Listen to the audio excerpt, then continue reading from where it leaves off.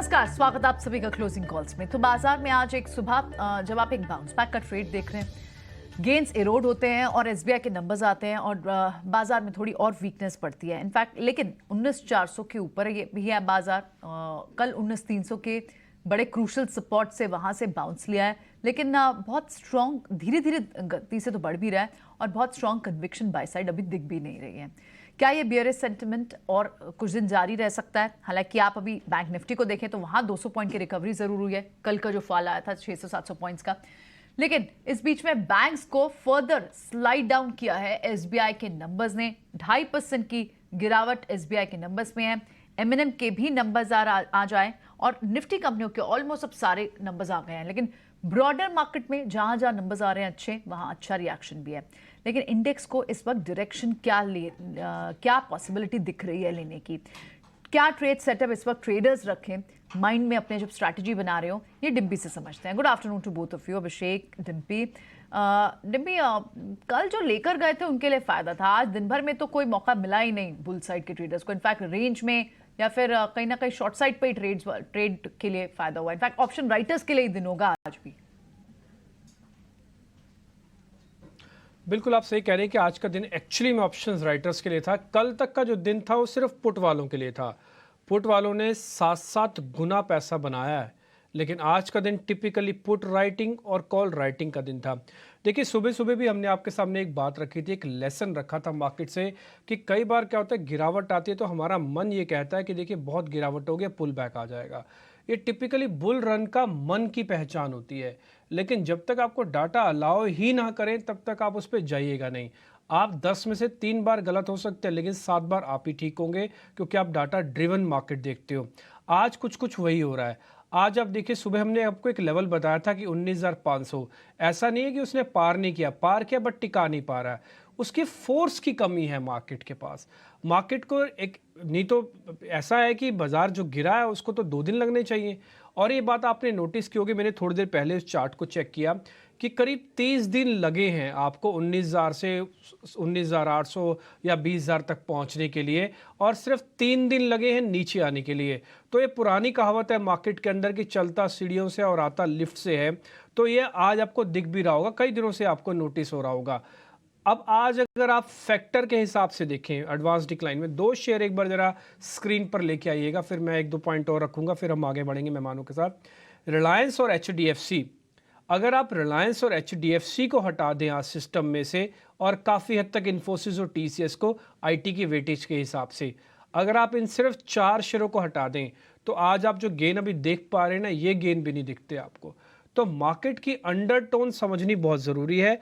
क्या ये index management का हिस्सा है या पूरा बाजार कमज़ोर हो रहा है? ये अलग अलग 2 क्वेश्चंस हैं जो आपको अलग अलग तरीके से देखने और समझने होंगे। रही बात, अब क्या बाजार के पास कुछ सपोर्ट टूटे हुए हैं? देखिए, मैंने कल भी आपके सामने बात रखी थी, आज भी फिर रख देता हूँ। 19,300 बहुत मेक ब्रेक वाला लेवल है, गया तो मुश्किल बढ़ेंगी। बैंक निफ्टी पर भी 44,800 के नीचे जब जब आप ट्रेड करेंगे आपको दिक्कत आती रहेगी। तो इसलिए ये दोनों लेवल्स याद रख लीजिए, 44,800 बैंक निफ्टी का, इसके नीचे आने पर दबाव, और दूसरा निफ्टी के लिए 19,300। जब तक आप इसके ऊपर हैं आप इसको एक छोटी सॉफ्ट प्रॉफिट बुकिंग माने, अदरवाइज इससे ज़्यादा गंभीरता नहीं है। रही बात एसबीआई के नंबर और सब नंबर्स हैं, वो अपना काम कर ही रहे हैं चर्निंग के हिसाब से। अगर आज एसबीआई 2% नीचे है तो आज एचडीएफसी करीब 0.25% और 1% ऊपर आके ये ट्रेड करवा रहा है। तो आपको थोड़ा चर्निंग का हिस्सा मिलेगा। आप बहुत इंटेलिजेंट हैं, आपको आती है चर्निंग, आपको प्ले करना आता है, तो ये बाजार आपके लिए वन ऑफ द बेस्ट है। अगर आप शांति से बैठ के एक तरफा मार्केट देखना चाहते हो तो फिर ये बाजार आपके लिए नहीं है बॉस। अभी थोड़ा सेटल डाउन हो जाने दो, फिर आगे बढ़ना। अभिषेक। ठीक है, तो जैसे कि डिम्पी कह रहे हैं कि इंडेक्स मैनेजमेंट जैसी चीज़ बाजार में दिख रही है, और 19,500 के स्तर को पार जरूर किया निफ्टी ने, लेकिन उसके ऊपर सस्टेन नहीं कर पाया। और कहीं ना कहीं कुछ एक जो हैवी वेट्स है बाजार के, रिलायंस और एचडीएफसी बैंक जैसे, वो बाजार को सहारा देने का काम कर रहे हैं। एसबीआई के नतीजे थोड़े से निराशाजनक रहे हैं। अगर हम एनआईआई की बात करें, यानी कि ब्याज से होने वाली आय की बात करें, तो करीब करीब 1,000 करोड़ रुपए कम की रकम कंपनी ने रिपोर्ट की है एनआईआई के फ्रंट पर। और पीपीओपी यानी कि प्री प्रोविजनिंग ऑपरेटिंग प्रॉफिट अब वो आंकड़े भी बाजार के अनुमान से कम रहे, उसके चलते हम देख रहे हैं कि शेयर अभी 2.5% कमजोर है और दिन के निचले स्तरों के आसपास कारोबार हो रहा है। एसबीआई के नंबर पर भी हम व्यू लेंगे, इस पर भी हम चर्चा करेंगे।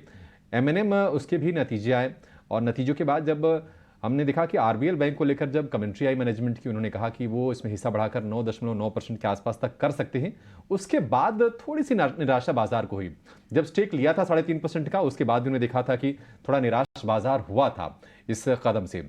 और आज भी नतीजों में कोई दिक्कत नहीं, लेकिन उसके बाद आरबीएल बैंक को लेकर कमेंट्री शायद उतनी बाजार को पसंद नहीं आ रही है। तो जरा नतीजों को थोड़ा सा और विस्तार से समझेंगे, लेकिन फिलहाल एक बार बाजार पर व्यू लेते हैं अपने एक्सपर्ट्स का और उनके ट्रेडिंग कॉल्स भी ले लेते हैं। नरेंद्र सोलंकी, राजेश पालविया और अंशुल जैन हमारे साथ हैं, हमारे 3 दिग्गज एक्सपर्ट आज की क्लोजिंग के सत्र में आपकी मदद करने के लिए, आपको ट्रेड वाले शेयर बताने के लिए। आप तीनों का बहुत शुक्रिया। राजेश जी, आपके पास आएंगे। आप कैसे देख रहे हैं बाजार को, क्योंकि हम देख रहे हैं कि आज 100 अंकों की बढ़त तो है, बट इस बढ़त में ना कन्विक्शन नहीं है, कन्विक्शन की कमी शायद थोड़ी सी जरूर दिख रही है। क्या आप इस व्यू से सहमत हैं? और ये बताइए कि अब ये घंटे भर में किस तरह से इंडेक्स को ट्रेड करना है? क्या थोड़ा सा और अगर नीचे गुंजाइश मिलती है तो क्या एक 25-50 पॉइंट्स के लिए निफ्टी को ट्रेड करने का मौका बनेगा क्या? Good afternoon Abhishek ji, good afternoon everyone. सो देखिए, बिल्कुल आपने सही कहा कि कन्विक्शन की थोड़ी सी कमी यहाँ पे मार्केट में लग रही, क्योंकि एक जो करेक्शन हमने देखा है 19,990 से हम करेक्ट होके 19,000। राजेश जी, आपको ना थोड़ी देर के लिए रोकेंगे सर, माफी चाहेंगे। एसबीआई के मैनेजमेंट को जरा सुन लेते हैं, नतीजों पर बातचीत कर रहे हैं, देखते हैं उनका क्या कहना है। During Q1 of this financial year, all scheduled commercial banks credit has grown by 16.2% and aggregate deposit has grown by around 12 to 13%. As demand for credit continues, we expect credit and deposit may grow up by 14 to 15% in financial year 24. In the backdrop of this economic environment, I would like to place before all of you the highlights of the bank's performance in Q1 of financial year 24. I am pleased to announce that for once again we have recorded the highest ever profit, and also this is something which is a matter of pride for us. It may not be out of place to mention that very often there is a tendency on the part of the analyst community to really evaluate the performance in terms of quarter on quarter. We have to be very mindful of the fact that the Q1 is always a unique quarter because of the two reasons. Invariably in the last quarter we have sufficient earnings. Various one-offs are there getting recorded, whereas in the first quarter those benefits are not available. Secondly, when it comes to asset quality as well, when we reckon the stress or NPA or SMA, they are at a point of time, whereas the fact of the matter is that at a point of time there could be a deterioration, but overall the recovery keeps on happening every day. For instance, in the instance also, when we look at our SMA 1 and SMA 2, which is actually stress is somewhere around 11,000 odd crores. चलते SBI की PC से लगातार जो important updates होंगे वो आपके पास आप तक लेकर आएंगे, लेकिन इस बीच आज के ट्रेड्स डिस्कस कर लेते हैं। और बहुत दिन बाद राजेश पालविया आज हमारे साथ बने। राजेश जी, आपसे शिकायत है हमारी, आप समय नहीं निकाल रहे हैं, अपनी बात पूरी करें।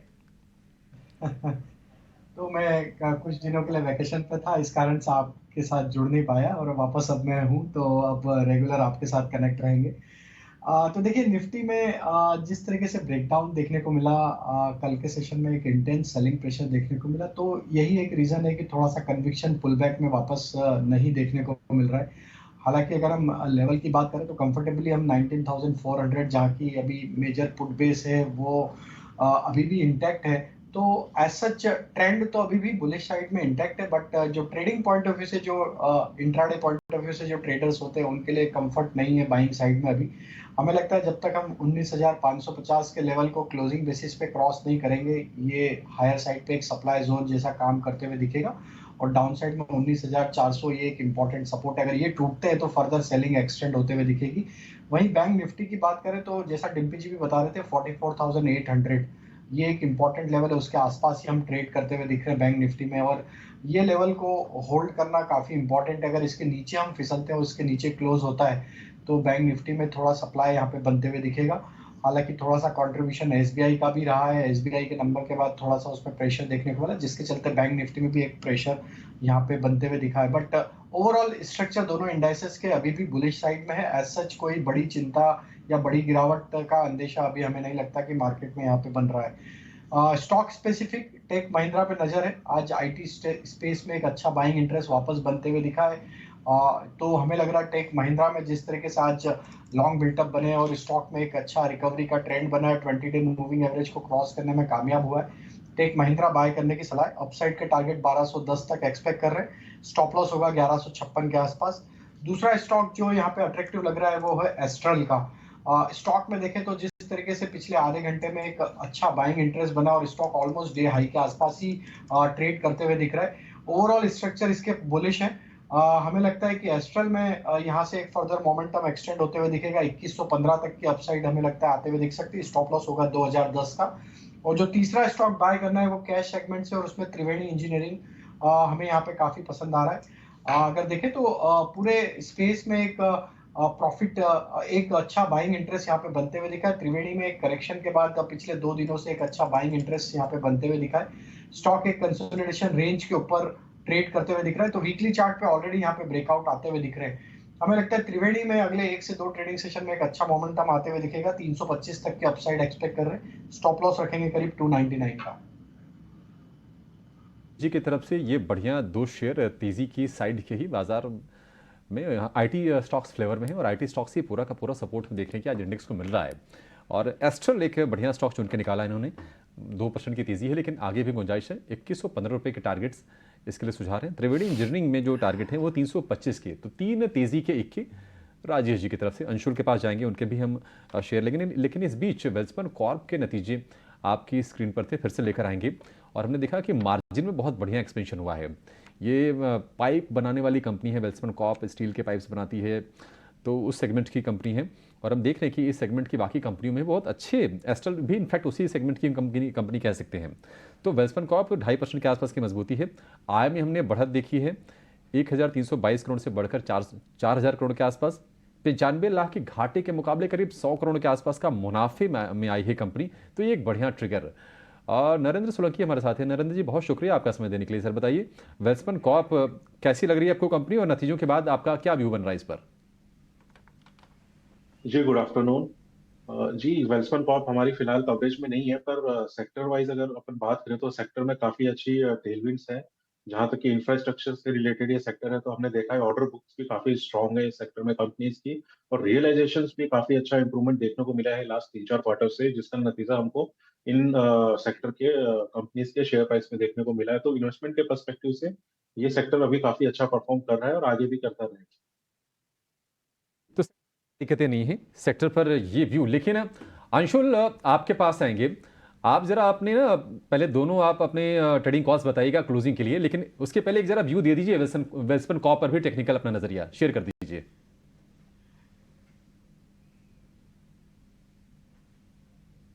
अंशुल आवाज आ रही है आपको? जी आवाज आ रही है। जी। Good afternoon. वेल्सपन कॉर्प पे आज रिजल्ट आया और रिजल्ट के बाद थोड़ा सा रिएक्शन नेगेटिव है, ऊपर से सेलिंग आ रही है। तो अगर यहाँ पे एक जो सपोर्ट जोन है 331 का, अगर ये टूटता है तो इसमें प्रॉफिट बुकिंग फिर एक्सटेंड होगी 20 डे मूविंग एवरेज 312 के आसपास तक। तो थोड़ा सा नेगेटिव रिएक्शन है, रिजल्ट के बाद नेगेटिव लग रहा है 310 312 की जोन तक। 310 रुपए तक ये शेयर फिसल सकता है। अच्छा ठीक है, दोनों शेयर जानेंगे जरा अंशुल से कि उनकी तरफ से ट्रेडिंग कॉल्स क्या हैं, लेकिन इस बीच जरा ये समझ लेते हैं कि महिंद्रा एंड महिंद्रा के जो Q1 नतीजे आए, नतीजे अच्छे रहे, बावजूद उसके शेयर नीचे है। थोड़ा डिटेल लेते हैं। हमारे साथ हमारी सहयोगी अशेषा जुड़ गई हैं। अशेषा बताइए नंबर्स कैसे हैं और क्या कुछ कमेंट्री में ऐसा डिसअपॉइंटिंग है जिसके चलते शेयर को हम नीचे देख रहे हैं? जी हाँ, एमएनएम पर दो अहम खबरें आई है आज। सबसे पहले रिजल्ट्स, रेवेन्यूज़ काफ़ी इनलाइन रहे हैं, हमारे अनुमान के मुताबिक आए हैं, लेकिन मार्जिन्स में अच्छी खासी बढ़ोतरी देखने को मिली है। सबसे पहले रेवेन्यू के फिगर्स की बात करते हैं। 24,000 करोड़ पे आए हैं, जो ईयर ऑन ईयर बेसिस पर 22% का ग्रोथ है। मार्जिन्स 13.5% पे आए हैं, ईयर ऑन ईयर और सिक्वेंशियल दोनों ही बेसिस पर मार्जिन एक्सपेंशन देखने को मिला है इस क्वार्टर में। इसके अलावा मैनेजमेंट कॉमेंट्री आती हुई नजर आई है। आरबीएल बैंक में कंपनी ने रिसेंटली डिस्क्लोज किया था 3.5% स्टेक खरीदा है। 400 करोड़ के इन्वेस्टमेंट पर यह स्टेक खरीदा गया था। उस पर कुछ इंपॉर्टेंट कमेंट्री आई है, उस पर नजर डाल लेते हैं। कंपनी ने क्लैरिफाई किया है कि ये लॉन्ग टर्म इन्वेस्टमेंट रहेगा। 7 से 10 ईयर के व्यू से ये इन्वेस्टमेंट किया गया है। Company core financial services company है और कंपनी अभी बैंकिंग सर्विसेज में डाइवर्सिफाई करने का कोई प्लान नहीं रखती। कंपनी ने पहले भी डिस्क्लोज किया था और आज रीइटरेट किया है कि कंपनी अपना स्टेक बढ़ा सकती है। 9.99% पर तक अपना स्टेक बढ़ा सकती है आरबीएल बैंक ने। लेकिन अगर ये इन्वेस्टमेंट लुक्रेटिव लगेगा और कंपनी को ऐसा लगेगा फ्यूचर में कि हाँ हमें इन्वेस्ट करना है, तो शायद कंपनी ये स्टेप आगे चलकर ले सकती है। अभी कंपनी का इन्वेस्टमेंट बढ़ाने का कोई प्लान नहीं है। 3.5% का स्टेक खरीदा गया है 400 करोड़ के इन्वेस्टमेंट पे। उनका मानना है कि वैल्यूएशंस काफ़ी अच्छे थे। कंपनी को बैंकिंग बिजनेस सीखना था, जिसके चलते ये इन्वेस्टमेंट किया गया है। लेकिन एम्पल क्लैरिफिकेशन दिया गया है कि कंपनी अब बढ़ा सकती है, लेकिन 7 to 10 ईयर के व्यू से ये इन्वेस्टमेंट किया गया है। तो नतीजे तो काफ़ी अच्छे थे और मैनेजमेंट कमेंट्री भी आई है आरबीएल बैंक पर, वो भी काफ़ी इम्पोर्टेंट है। तो निश्चित तौर पर हमने देखा था कि जब भी पहली बार ये खबर सामने आई कि स्टेक ले रहे हैं आरबीएल बैंक में, 3.5% स्टेक के लिए 417 करोड़ रुपए चुकाने की खबर आई थी और 11,000 करोड़ रुपए का मार्केट कैप इंट्राडे में साफ हुआ था प्रियंका।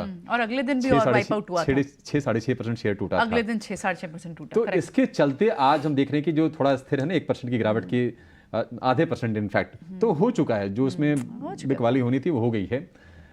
ठीक है, तो आज ये अपडेट कि अगर आकर्षक लगा, क्योंकि जो कारपोरेट जो घराने हैं वो बैंकों में 10% से ज़्यादा की हिस्सेदारी नहीं रख सकते हैं, इसके चलते ही 9.9% की जो सीलिंग बता रही कंपनी, उसको फिर से इन्होंने रीट्रेट किया, यानी कि फिर से दोहराया है।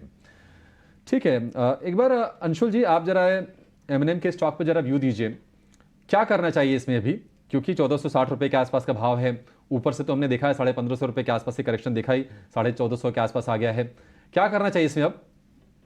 देखिए, नीजक रिएक्शन था रिजल्ट्स के बाद, उसके बाद स्टॉक ने अपना जो प्रीवियस मंथ हाई है 1446 का, इसको प्रोटेक्ट कर रहा है और एक बॉक्स के अंदर है डेली चार्ट में। तो 1446 1503 इसकी रेंज है। यहाँ से एक बार बाई कर सकते हैं 1503 के टारगेट के साथ, और 1503 निकलता है तो फिर 1540 तक के इसमें टारगेट मिलेंगे। 40 तक के लक्ष्य के लिए एमएनएम के शेयर को खरीद सकते हैं। लेकिन एक बार जरा सुन लेते हैं कि एमएनएम के मैनेजमेंट ने क्या कहा। आरबीएल बैंक के निवेश को लेकर एमएनएम के सीईओ अनीश शाह का कहना है कि निवेश से फाइनेंशियल सर्विस में वैल्यू बढ़ाने में मदद मिलेगी। उन्होंने ये भी कहा कि आरबीएल बैंक में हिस्सा बढ़ाकर 9.9% तक करने पर कंपनी विचार कर सकती है। एक बार सुनते हैं, फिर आगे बढ़ते हैं। This investment is really for us to understand banking in a lot more detail with a very long-term view. This is a 7 to 10 year view. There are no assumptions on our part today whether we want to get into a bank or not. In fact, at this point in time, we cannot and we do not want to. There is no intention of going further beyond this at this point. But it helps us understand this sector a lot better to enhance the value of a business that is nearly a 40,000 crore market cap business in this sector for us. Why RBL Bank? We saw an opportunity with a bank that was very well run, a very strong management team, a very good foundation, at a price to book that was lower than 1. It was a great investment opportunity from that standpoint that came together with our desire to understand this sector in banking a lot more. And that is the reason we've gone ahead and taken a 3.53% stake in this bank. ठीक है, ये MNM की management को आप सुन रहे थे और उससे पहले अनीशा ने ऑलरेडी आपको डिस्कशन करके दिया, अभिषेक ने भी आपको एनालिसिस करके दिया और M&M के बारे में अंशुल ने भी आपको जानकारी दी है। एक काम करते हैं, पहले ऑप्शंस का एक चैंपियन देख लेते हैं, फिर कुछ और ट्रेडिंग कॉल्स हैं वो पता करेंगे। तो ऑप्शंस का चैंपियन आपकी स्क्रीन पर आएगा।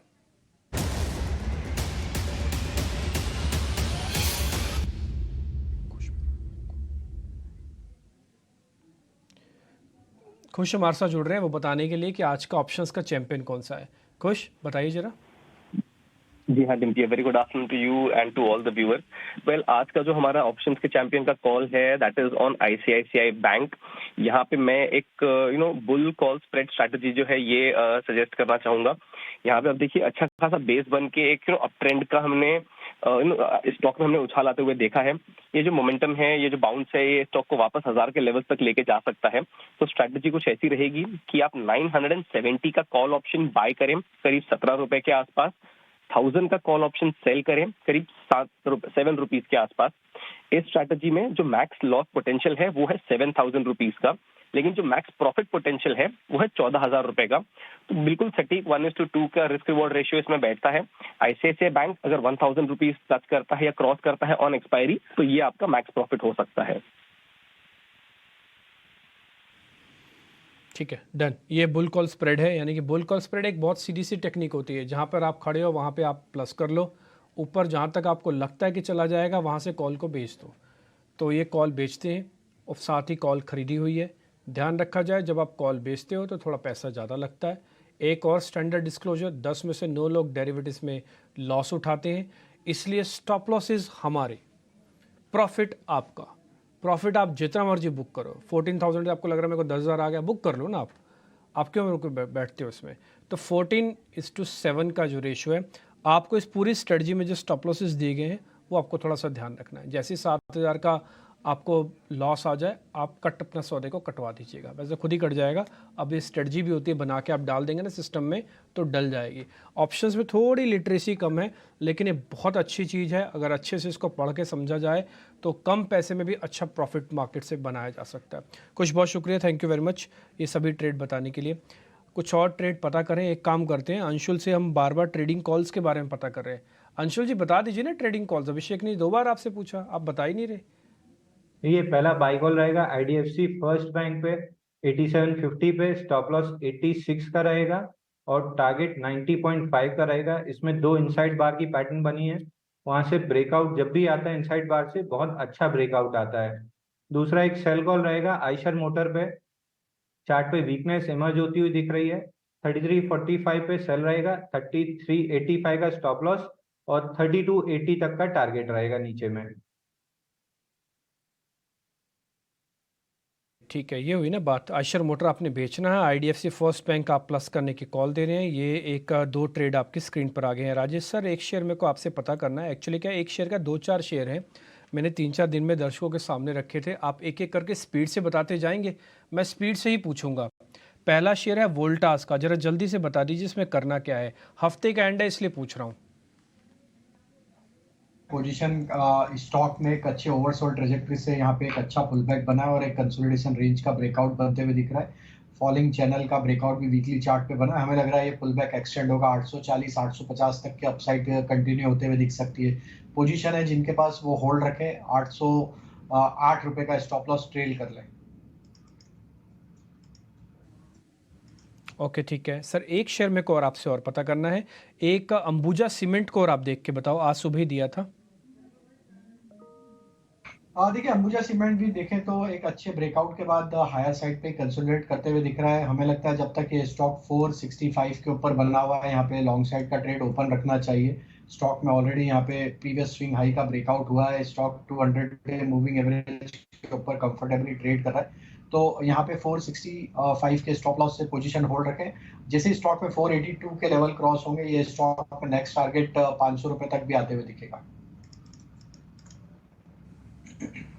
ओके ठीक है, वक्त एक छोटे से ब्रेक का। जब ब्रेक के बाद लौटेंगे तो कुछ और इंटरेस्टिंग कॉल्स भी आपका इंतजार करिए। शुक्रवार का दिन है, पोजीशंस कम रखना, बट जो भी रखो अच्छी रखो। देखने के निचले स्तर से थोड़ी सी और रिकवरी हो रही है और 19,500 के ऊपर जाकर अब निफ्टी ट्रेड कर रहा है।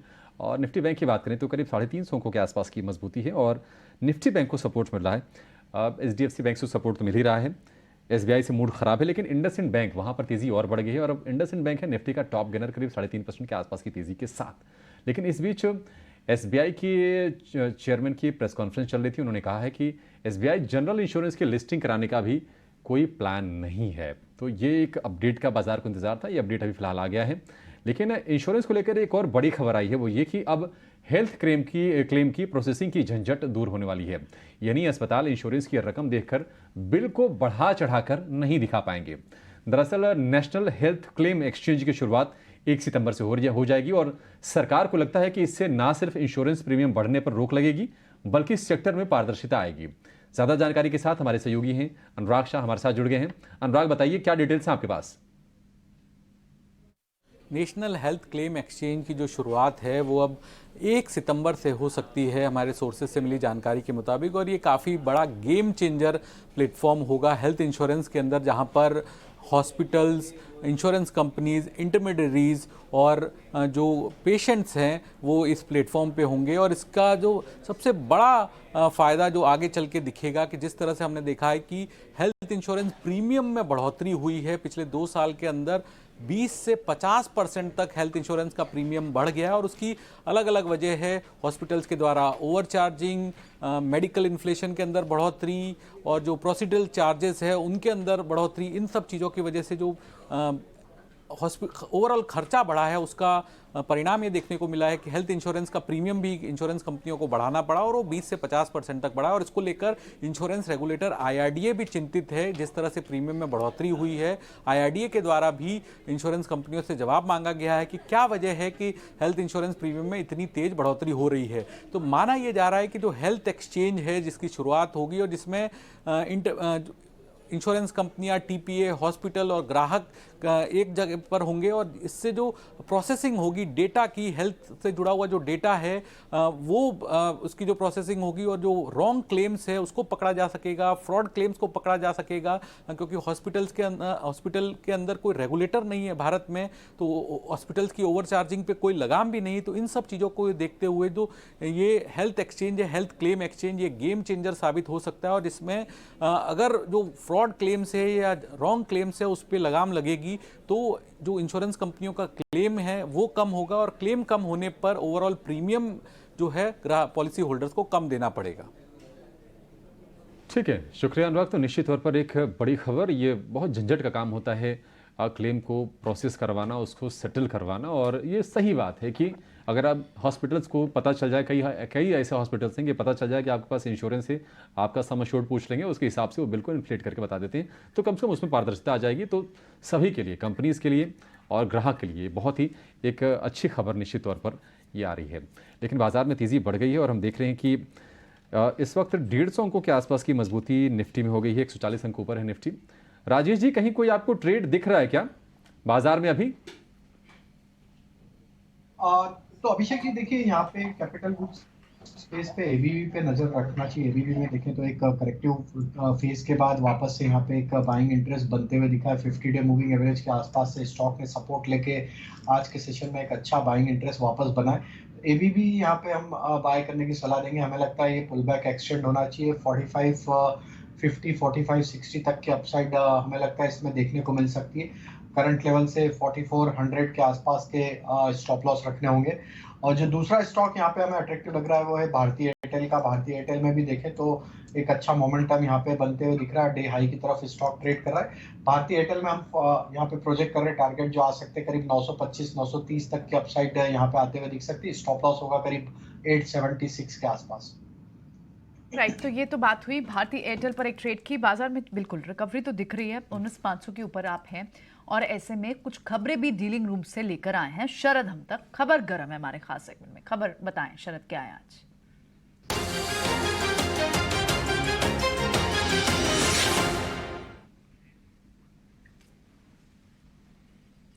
शरद बताएं।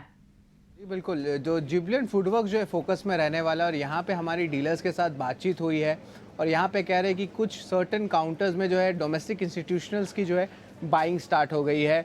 और याद रखिए जो वॉल्यूम्स की बात करें तो वो ऑलमोस्ट 4 टाइम्स हमके 20 डे एवरेज पे आ रही है।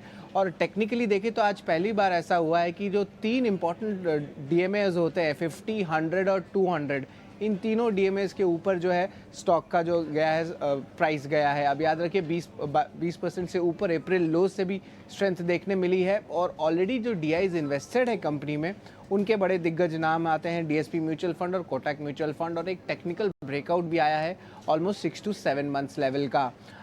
Q1 नंबर्स आ चुके हैं, उसका इम्पैक्ट अब्जॉर्ब हो चुका है और जो मैनेजमेंट कमेंट्री आ रही है वहाँ पे थोड़ी बुलिश नज़रिया ज़रूर देखने मिल रहा है और वहाँ पे वो एक्सपेक्ट कर रहे हैं कि बिजनेस में टर्न अराउंड होगी थर्ड क्वार्टर FY24 में। इसके अलावा मैनेजमेंट की जो गाइडेंस रखी है उनके स्टोर एक्सपेंशन प्लान्स के लगभग 200 से 225 स्टोर्स डालेंगे डोमिनोज के, उसको वो इंटैक्ट रखे हैं। और आखिर में जो एबिटा मार्जिन गाइडेंस है उसका गाइडेंस भी लगभग 22 से लेकर 23% तक दिया है। डोमेस्टिक कंजम्पशन में भी एक अच्छी इंप्रूवमेंट आ रही है और स्टॉक में भी जो है बड़ी करेक्शंस हुई है। तो ओवरऑल एनालिस्ट का मानना, डीलर्स का मानना है कि बाइंग जो है डोमेस्टिक लेवल पे और HNI लेवल पे सस्टेन कर सकती है इस स्टॉक के लिए। फूड में आप बता रहे हैं कि यहाँ पर डीआईएस का इंटरेस्ट दिख रहा है और आज 4-4.5% की एवरेज वॉल्यूम से 4 टाइम्स आपको वॉल्यूम दिख रहा है। इस स्टॉक पर ज़रूर ध्यान रखें। शुक्रिया शरद ये जानकारी देने के लिए। एक बार एक टेक चेक भी ले देते हैं। राजेश भी हमारे साथ। राजेश, जुबिलेंट फूड काफ़ी प्रेशर में रहा और अभी पीछे बात भी हो रही थी कि शायद MSCI का जो आगे फर्दर एक रीजे का आना है, एडजस्टमेंट आना है, उसमें शायद एक्सक्लूड हो सकता है काम। उस वजह से प्रेशर कई दिनों तक था। अभी क्या एक रिकवरी ट्रेड दिख रहा है क्या, या फिर एक ट्रेंड रिवर्स हुआ है? किस तरह से देख रहे हैं जुबिलेंट फूड को आप? प्रियंका जी, काफी स्ट्रॉन्ग बाइंग एक्शन आज के सेशन में देखने को मिली है और जिस तरीके से आज ओपन इंटरेस्ट एडिशन मिला है, स्टॉक 200 डे मूविंग एवरेज को कन्विंसिंगली आज क्रॉस करने में कामयाब हुआ है। जो प्रीवियस स्विंग हाई थे इसके जून के, उसको भी आज सरपास करते हुए दिख रहा है। तो और डेली वीकली टाइम फ्रेम पे काफी अच्छे चार्ट स्ट्रक्चर यहाँ पे बनते हुए दिख रहे हैं। ऑलमोस्ट 8 से 10 वीक का एक कंसोलिडेशन रेंज का ब्रेकआउट आज के सेशन में वीकली बेसिस पे होते हुए दिख रहा है। तो हमें लग रहा है कि ये जो डेटा सेटअप बने हुए ये दर्शाते हैं कि स्टॉक में यहाँ से 545-550 तक की अपसाइड कंटिन्यू होते हुए दिखेगी। तो पोजीशन में बने रहना चाहिए। आज का ब्रेकआउट काफी सिग्निफिकेंट है स्टॉक के लिए, फर्दर तेजी के लिए। यहाँ पे स्टॉप लॉस हम सजेस्ट करेंगे 509 का और टारगेट हमें लगता है 545-550 तक आते हुए दिख सकते हैं। ठीक है, 500 प्लस तक के टारगेट्स आपको यहाँ पे और 550 तक के टारगेट्स भी आपको देखने को मिल रहे हैं। खबर दी शरद ने और उसके ऊपर पूरा एनालिसिस आपको करके बताते हुए राजेश सर। आगे बढ़ते हैं, कुछ एक और स्टॉक्स पता कर लेते हैं जहाँ पे कुछ पोजीशंस बन रही है। ये LIC हाउसिंग फाइनेंस है, एक बार इस शेयर को देखना। अंशुल जी एक बार आप चेक करना, LIC housing finance. LIC housing finance में ब्रेकआउट आया है मल्टी वीक्स का। इसमें एक बड़ी रेंज बनी हुई थी 427 और नीचे में 348। तो आज इसका ब्रेकआउट देने की कोशिश हो रही है। वॉल्यूम्स काफ़ी हाई हैं और रिजल्ट्स भी इसके अच्छे आए थे, तो इसमें ब्रेकआउट की संभावना बन रही है। करंट मार्केट प्राइस से बाई कर सकते हैं। नीचे स्टॉप लॉस आएगा इसका 420 के आसपास का और ऊपर में इसमें पोटेंशियल है 460-465 तक जाने की। ठीक है सोलंकी जी, एक शेयर के बारे में आपसे पता करना है। एक्चुअली अब IT कंपनीज तो सारी चल रही हैं, आज 2 बड़ी कंपनीज का दबदबा है, लेकिन एक ऐसी कंपनी भी है मार्केट के अंदर जो IT, सॉफ्टवेयर, आर्टिफिशियल इंटेलिजेंस का बेहतरीन कॉम्बो है, वो है KPIT टेक। टेक्निकली तो वो ठीक है, अब ये पूछूंगा तो बता देंगे हाँ बिल्कुल ठीक है। आप मेरे को ज़रा बताइए, आपके रडार पे वो कंपनी फिट होती है? आपकी स्टडी है सर इस पे, KPIT टेक पे? जी हाँ, बिल्कुल। जहाँ तक इसके रेवेन्यूज की बात करें तो IT के वैसे भी सेक्टर में काफी मिक्स्ड रहे हैं। कुछ कंपनीज ने अच्छा परफॉर्मेंस दिया है, बाकी कुछ कंपनीज की कमेंट्री खराब है। तो ये जो हेडविंड्स है ये अभी मेंटेन रहेंगी सेक्टर की जब तक ये थोड़े ग्लोबल इश्यूज ठीक नहीं हो जाते। लेकिन इस कंपनी के ऊपर फिलहाल हमारी राय होल्ड की है, क्योंकि इसमें जो एबिटा मार्जिन एक्सपेंशन और जो वेज हाइक शेड्यूल्ड है और गाइडेंस हालांकि कंपनी मैनेजमेंट ने अनचेंज रखी है, लेकिन थोड़ा जो ओवरऑल सो सेक्टरल हेडविंड्स है वो कंपनी को इफेक्ट करेंगी ही, इसलिए इस पे होल्ड की राय है हमें। एक में होल्ड की राय है। राजेश जी आप जरा ना टायर स्टॉक्स को देखिए, क्योंकि आज JK टायर के नंबर आए, नंबर अच्छे थे, शेयर चल रहा है 4% के आसपास की तेज़ी हमने देखी JK टायर में। लेकिन MRF जैसा शेयर देखिए, 2 दिन में करीब 10,000 रुपये ये शेयर चल गया, 10 से 11,000, 4% की तेज़ी आज भी है, इतनी तेज़ी कल भी थी। आप ये बताइए कि आपको अगर, क्योंकि ये पूरा का पूरा स्पेस बजिंग है, शेयर भाग रहे हैं और सारे के सारे शेयर चल रहे हैं, आज कोई भी शेयर आपको कमज़ोर दिखेगा नहीं, कहीं आपको मौके दिख रहे हैं ट्रेड के लिए, किसी को अगर पोजिशनल व्यू भी अगर लेना हो तो? बिल्कुल, ऑटो एंसिलरी में टायर स्पेस एक अच्छा सेगमेंट यहाँ पे साबित हुआ है, और पिछले कुछ दिनों से देखें तो सारे ही tyre stocks, Apollo tyre, C8, Balkrishna industry, MRF तो एक आउट परफॉर्मिंग स्टॉक यहाँ पे बनते हुए दिखा है। तो हमें लगता है कि यहाँ पे जिस तरीके से पूरे सेक्टर में देखें तो टायर स्पेस में एक मोमेंटम बना है, ये फर्दर एक्सटेंड होते हुए दिखा है, क्योंकि अगर देखें तो ऑटोमोबाइल स्टॉक्स भी एक अच्छे मोमेंटम में है, और उसका यहाँ पे इफेक्ट बिल्कुल ऑटो एंसिलरी स्पेस में बनते हुए दिख रहा है। तो हमें लगता है कि यहाँ पे C8 में पोजीशन बनाई जा सकती है, जिस तरीके से इसके ओवरऑल स्ट्रक्चर है। C8 टायर में हमें लगता है कि यहाँ से फर्दर और तेजी एक्सटेंड होते हुए दिखेगी। पिछले कुछ दिनों से एक साइडवेज कंसोलिडेशन देखने को मिला है। ओवरऑल लॉन्ग टर्म सेटअप इसके बुलिश है, तो हम यहाँ पे 2650 2700 तक के अपसाइड हमें लगता है इसमें शॉर्ट टर्म में आते हुए दिख सकती है। C8 बाय किया जा सकता है 2400 के स्टॉप लॉस से। वही अगर हम देखें तो JK टायर में भी एक अच्छा मोमेंटम यहाँ पे बनते हुए दिख रहा है, जिस तरीके से मंथली वीकली चार्ट यहाँ पे प्लेस्ड है।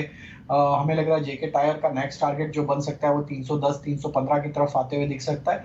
यहाँ पे भी 272 के स्टॉप लॉस से लॉन्ग साइड का ट्रेड होल्ड या लिया जा सकता है फ्रेश यहाँ पे पोजीशन। फाइनेंस में आज 8% की मूव है, क्योंकि यहाँ नंबर्स अच्छे आए थे। AB कैपिटल में भी नंबर्स के बाद अच्छी मूव आ रही थी। तो जहाँ जहाँ नंबर्स अच्छे आ रहे हैं, NBFC स्पेस में, माइक्रो फाइनेंस इंस्टीट्यूशन में, फाइनेंस काउंटर्स में, वहाँ पर आपको अच्छी मूव्स दिख भी रही हैं। LIC हाउसिंग फाइनेंस की ये मूव कितनी सस्टेन करेगी आयुष? क्या एक बार के लिए प्रॉफिट बुक कर लें?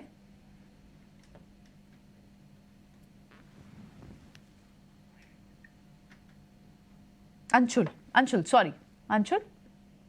देखिए, LIC हाउसिंग फाइनेंस में एक ब्रेकआउट आ रहा है। यहाँ पे एक रेंज बनी हुई थी जिसका अपर एंड 426 427 के पास था, तो यहाँ ब्रेकआउट सस्टेन होना चाहिए। इसमें 420 का स्टॉप लॉस लगा के 460 465 तक के लिए लॉन्ग प्ले करना चाहिए।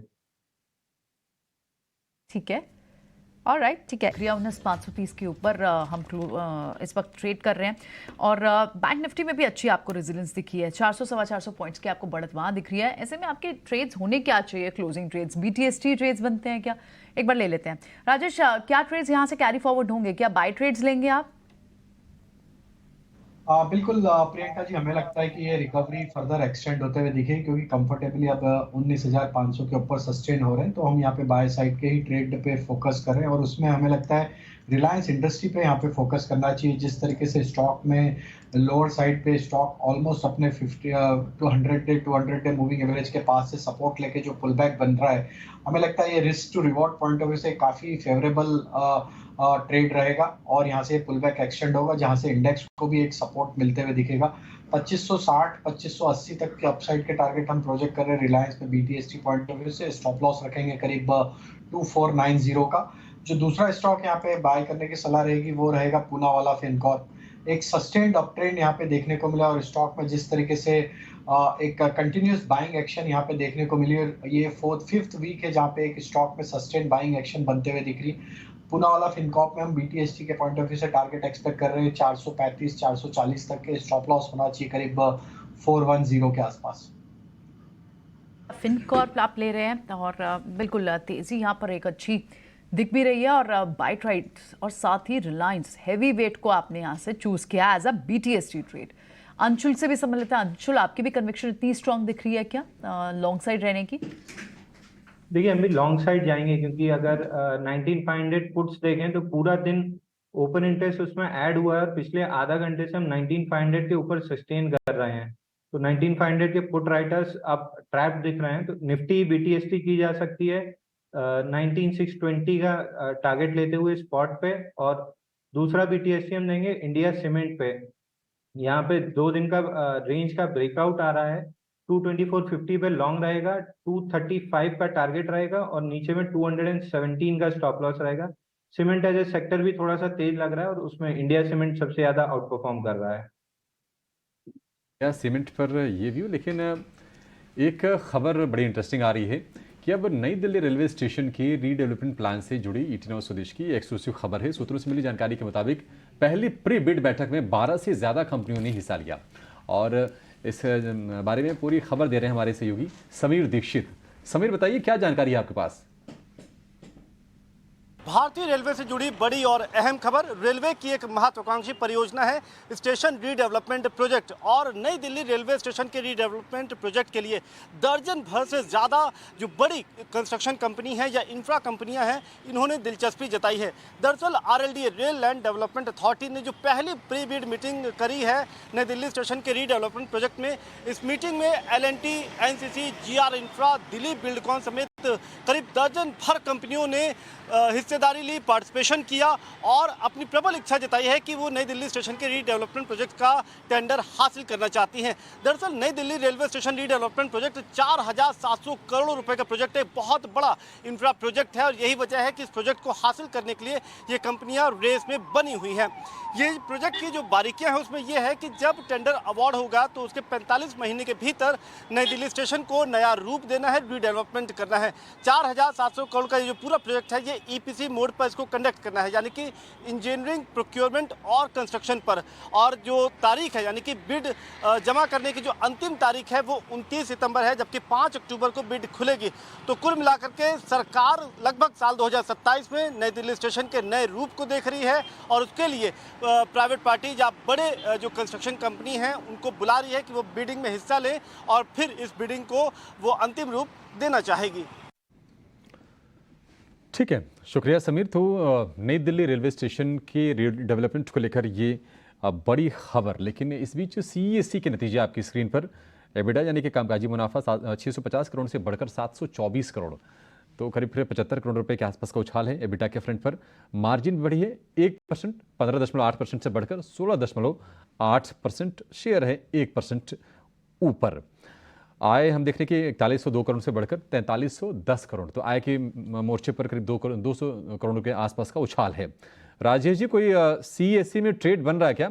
हालांकि हाल फिलहाल हमने देखा कि पावर शेयर बहुत गजब चले हैं, CESC में शायद उतनी रफ्तार हमने देखी नहीं है। काफी समय से देखें तो स्टॉक एक कंसोलिडेशन में ही देखने को मिला है। जरूर लोअर साइड से एक रिकवरी बनी है, लेकिन अभी भी हमें लगता है जब तक स्टॉक में 85-86 के लेवल कन्विंसिंगली क्रॉस नहीं होंगे, ये स्टॉक एक रेंज में ही रहेगा कुछ समय के लिए। 86 के बाद इसमें एक अच्छा ब्रेकआउट प्ले आउट होगा, और जो कि स्टॉक को फिर 100 रुपए की तरफ भी लेके जा सकता है। बट हमें लगता है कि अभी टाइम बिंग के लिए जिन्होंने लोअर साइड पे बाय किया है उन्हें सलाह होगी कि 85-86 के आसपास अगर ये स्टॉक आता है तो वहाँ प्रॉफिट बुक कर लें। CESC को लेकर ये भी थोड़ा सा ऊपर जाए तो आपके लिए प्रॉफिट टेकिंग का मौका बनेगा इस शेयर में। लेकिन वीकेंड पर और अगले हफ्ते किन बड़े इवेंट्स पर नज़र होनी चाहिए, ये बताने के लिए वामाक्षी हमारे साथ हैं। वामाक्षी, बताइए क्या है इवेंट्स टू वॉच? जी बिल्कुल, अगले हफ्ते का सबसे इम्पोर्टेंट क्यों रहेगा RBI की MPC बैठक का रेट डिसीजन। इसके अलावा अगर हम देखें अर्निंग सीजन तो अंडरवे है ही, और उसी के चलते निफ्टी कंपनीज में से काफ़ी सारे कंपनीज अपने नंबर्स पेश करने वाले हैं। हिंडाल्को, कोल इंडिया और अडानी पोर्ट्स के नंबर्स एक्सपेक्टेड है अगस्त 8 को। ग्रासिम इंडस्ट्रीज, हीरो मोटोकॉर्प के नंबर्स आएंगे अगस्त 10 को, और अपोलो हॉस्पिटल्स और ONGC भी अपने नंबर्स के बल पर फोकस में रहेंगे अगस्त 11 को। IPO मार्केट की अगर हम बात करें तो यहाँ पर भी काफ़ी एक्शन नजर आ रहा है। अगस्त 7 को आखिरी दिन है SBFC फाइनेंस के IPO को सब्सक्राइब करने का। यथार्थ हॉस्पिटल्स भी ये दिन पे लिस्ट होने जाएगा दोनों एक्सचेंजेस पर। इसके अलावा अगर हम देखें तो अगस्त 8 को आखिरी दिन है कॉन्कॉर्ड बायोटेक के IPO को सब्सक्राइब करने का। अगले हफ्ते एक नया IPO भी खुलने जा रहा है सब्सक्रिप्शन के लिए, और ये IPO है TVS सप्लाई चेन सॉल्यूशंस का, जो अगस्त 10 को खुलकर अगस्त 14 को बंद होने जा रहा है। AGM के लिहाज से भी कुछ काउंटर्स फोकस में रहेंगे। कम मैनेजमेंट की तरफ से क्या कमेंट्री आती है, इस पर भी हमारी नज़र ज़रूर बनी रहेगी। तो ओवरऑल AGM के चलते हमारी नज़र होगी Tata Motors, L&T, hero MotoCorp, Tata steel, खास करके HDFC बैंक, अल्ट्राटेक और बायोकॉन। इसके अलावा अगर हम देखें इकोनॉमिक क्यूज़ भी काफ़ी सारे आएंगे अगले हफ्ते। अगस्त 10 को हमारी नज़र होगी US से आने वाली CPI और इनिशियल जॉबलेस क्लेम्स पर। अगस्त 11 को हमारी नज़र होगी भारत से आने वाली इंडस्ट्रियल प्रोडक्शन डेटा, US से आने वाले PPI, UK से आने वाले इंडस्ट्रियल प्रोडक्शन डेटा और UK के GDP डेटा पर।